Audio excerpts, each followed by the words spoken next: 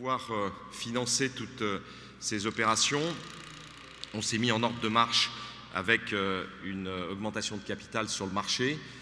C'est rare et tout à fait valorisant pour l'Olympique Lyonnais de dire que non seulement cette opération qui a permis de lever 53 millions a été parfaitement réussie, mais elle a été sursouscrite.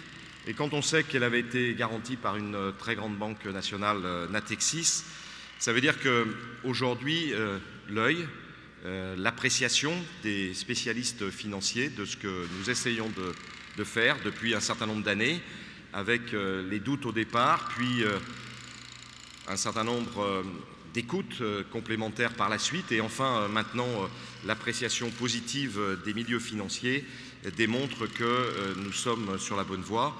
Je rappelle que ces 53 millions que nous allons percevoir donc dans 2-3 jours et qui permettront de faire 3 choses. De rembourser l'Océane qui avait été souscrite à l'époque, et on fait le lien avec le sportif, de l'arrivée de Johan Gourcuff. Donc nous transformerons ce qui était un endettement en des fonds propres et donc par l'augmentation de capital.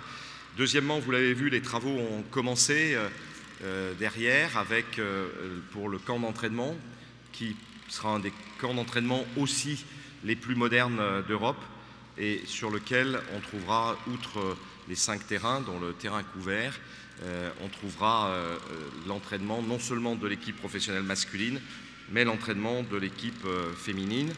On aura aussi un terrain avec 1500 à 2000 places de tribune dans ce camp d'entraînement qui servira pour l'équipe de CFA, probablement pour la Youth League, puisqu'on aura la chance de jouer la Youth League l'année prochaine.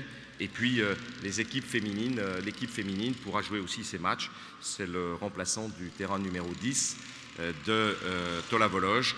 Et donc tout ceci est financé par cette augmentation de capital qui a parfaitement réussi.